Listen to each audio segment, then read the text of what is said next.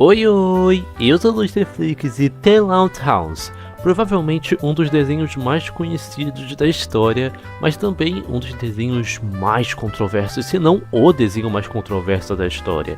E antes que os fãs desse desenho venham tacar uma pedra na minha cabeça de guaxinim, deixa eu me explicar antes, cara.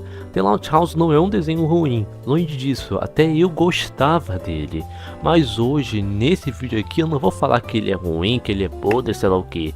Eu vou abordar três temas, três tópicos basicamente, para te explicar ou te provar que esse é o desenho mais controverso da história. Isso não significa que ele é ruim e você pode continuar gostando dele, só não me taca hate por isso, tá? Enfim, esse vídeo tá bem interessante e fica o aviso que eu vou abordar alguns temas meio estranhos, nada muito forte, como sei lá, coisas mais 18, mas estranho o suficiente para deixar algumas pessoas sensíveis desconfortáveis. Enfim, vamos lá pro vídeo que as coisas estão bem interessantes. Bora lá! Oi cara, desculpa atrapalhar, mas você poderia ver o trailer da minha animação independente? Sim, eu estou trabalhando em uma animação independente e tá bem legalzinho. Quando esse vídeo acabar, vê o vídeo que tá na tela final ou simplesmente clica no primeiro link na descrição e dá uma força que já vai ajudar bastante, que tá dando muito trabalho.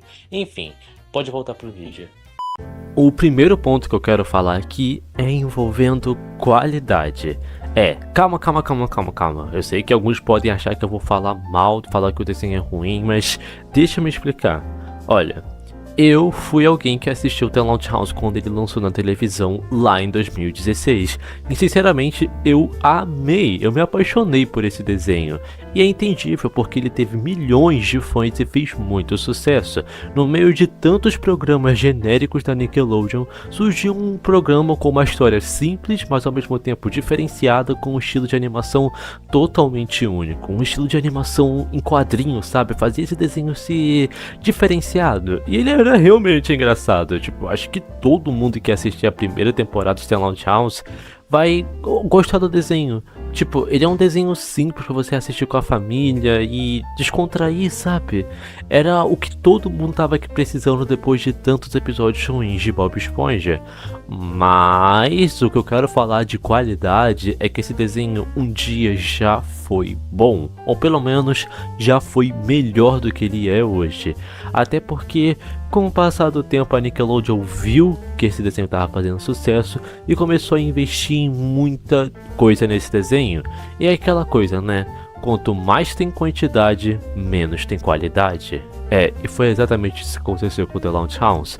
O desenho começou a ter mais episódios por temporadas e as temporadas começaram a ser feitas a rodo, chegando ao ponto que já temos mais de 8 temporadas do desenho principal. Mas não se engana se acabou por aí não. Eles fizeram 2 especiais em live action, sim, The Loud House em live action, que foram horríveis, principalmente porque o que fazia o desenho ser incrível era o estilo de gibis e comics, e transformar isso em live action deixa tudo um pouco mais sem graça, porque esse estilo gibi some quando é live action. E também eles decidiram fazer 2 filmes, um da Netflix que lançou uns anos atrás e mais um filme que lançou na Paramount Plus que flopou horrores porque eu nunca vi ninguém falando sobre esse filme, que inclusive é um filme mediano, assim como o filme da Netflix. E também decidiram fazer spin-offs, como por exemplo Os Casas Grandes, e eu não entendo ao certo porque que eles decidiram dar foco no interesse amoroso do Lincoln, essa garotinha aí que tem uma família de mexicanos que mora nos Estados Unidos. E também fizeram um filme dos Casagrandes que é mediano, não é tão essas coisas assim. Esse é um dos pontos principais que provam que esse desenho é controverso, porque você falar que gosta e ama esse desenho, que você é fã dele, as pessoas já pensam que você gosta das outras atrocidades que esse desenho se tornou. Porque, ele tá bem ruinzinho, as piadas são bem genéricas agora e o desenho parece uma cópia do que um dia ele foi. Parece que é só um morto-vivo andando por aí, sem alma, sem vida, sem nenhuma personalidade. Eu sei que parece bobo, mas relaxa que esse é só o ponto mais fraco desse vídeo aqui para te provar que esse desenho é controverso. E já que você quer algo mais forte para que você possa ser convencido, o próximo tópico com certeza vai convencer você. Ou se não convencer, provavelmente o terceiro vai. Enfim, vamos lá. É, o criador do desenho, o Chris Savino. Provavelmente você nunca ouviu falar nesse nome, até porque eu acredito que a maioria de vocês não liga muito para criador e essas coisas assim. Mas deixa eu explicar mais ou menos o que é esse cara e o que ele fez. Basicamente, ele trabalhou em muitos desenhos, e quando finalmente teve a oportunidade de lançar o seu desenho, um desenho que ele colocou toda a sua alma, carinho e dedicação, já que era um desenho que ele queria fazer desde quando ele era criança, e inclusive ele fazia tipo comics desse desenho no caderno, nas folhas de papel, e daí que veio o estilo de quadrinhos, de comic em The Lounge House. Enfim, The Lounge House teve muita dedicação, amor e esforço do criador, porque era um projeto pessoal muito próximo dele. Falando assim, provavelmente você deve estar pensando, nossa, esse cara é demais, né? Ele tentou fazer o sonho dele se tornar realidade e conseguiu, fez muito sucesso. Mas, não elogie esse cara não, não tem empatia por ele, porque aconteceu umas coisas bem bizarras sobre ele que eu vou mencionar aqui. Bom, como ele começou a ganhar muito dinheiro, ele perdeu um pouco a noção do perigo e começou a simplesmente a fazer aquela coisa que começa com A, C, sabe? E termina com Joe, que eu não posso falar aqui no YouTube. Então eu vou falar tocar contra a vontade. Ele começou a tocar contra a vontade em mulheres e a chantagear elas, tipo, se você denunciar alguma coisa, eu vou demitir você e acabar com a sua vida porque eu sou famoso. Ele fez isso com muitas mulheres que trabalhavam em The Lounge House. E a casa caiu quando todas elas começaram a denunciar ele.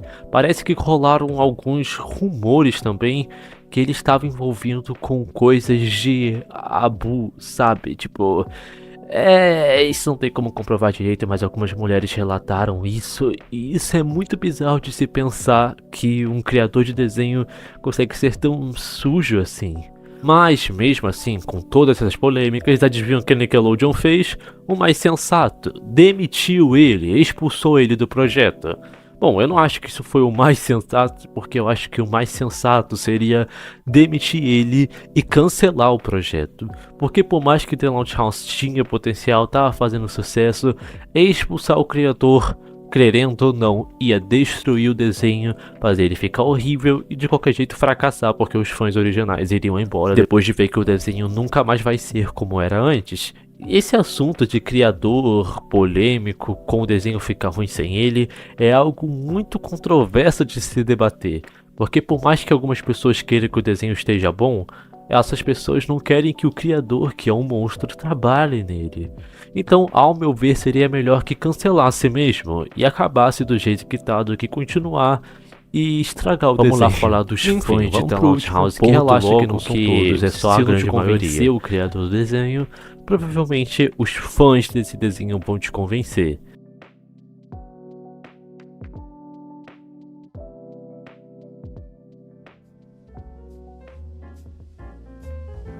Bom, eu já falei de muitos fãs de desenhos aqui no meu canal, como por exemplo os fãs de Digital Circus, que já fizeram loucuras por aí, ou simplesmente fãs de My Little Pony, que já fizeram coisas esquisitas, mas esses aqui são bem diferenciados, porque diferente de treta de chip, arte mais 18, esses fãs de The Lounge House, que são quase que por grande parte da gringa, que eu nunca vi isso no Brasil, são esquisitos por terem uns desejos bem fora da curva.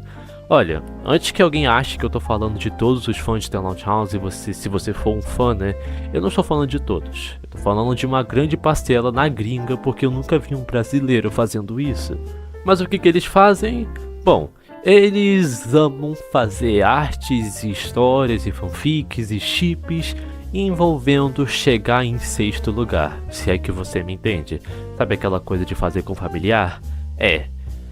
Eu acho que isso era um pouco previsível, né? Mas relaxa que não tem só isso não. Mas tipo, era previsível porque era um garoto que tinha 10 irmãs em uma casa só.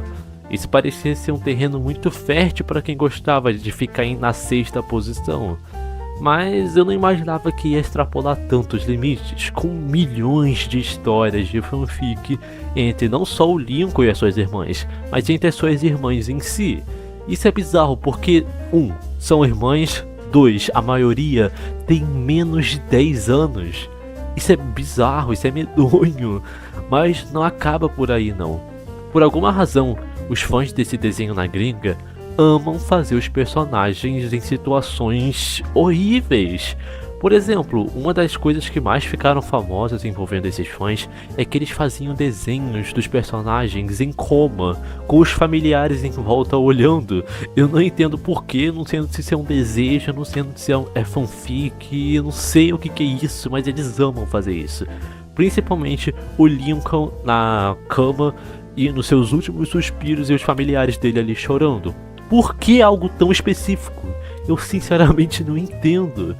Mas também tem muitas outras coisas bizarras, como por exemplo fazer personagem vomitando, ou simplesmente só fazer o personagem chorando, ou fazer o personagem todo machucado, ou o personagem todo sujo. Eu não entendo necessariamente por que especificamente fazer os personagens em situações que eles estão meio que acabados seria tão legal de se desenhar para essas pessoas aqui. E também uma coisa bem chata desses fãs americanos, e por mais que o desenho esteja bem ruinzinho comparado ao que ele um dia foi, os fãs são tipo sedentos por defender esse desenho, falando que ele não tá ruim coisa nenhuma, que quem fala mal tá exagerando, e enfim, que tem inveja, aquelas coisas de sempre, atacando quem discorda da opinião deles. Isso é o básico, mas o resto é bem estranho. Bom, um desenho que ficou ruim com o tempo, que tem um criador extremamente polêmico e fãs com gostos muito peculiares, faz com que The Lounge House seja um desenho bem diferenciado, e é até difícil você falar que gosta desse desenho, senão vão pensar que você ou gosta de porcaria, já que o desenho tá ruim hoje em dia, ou se você não gosta de porcaria, você gosta daquelas coisas que os fãs da gringa gostam.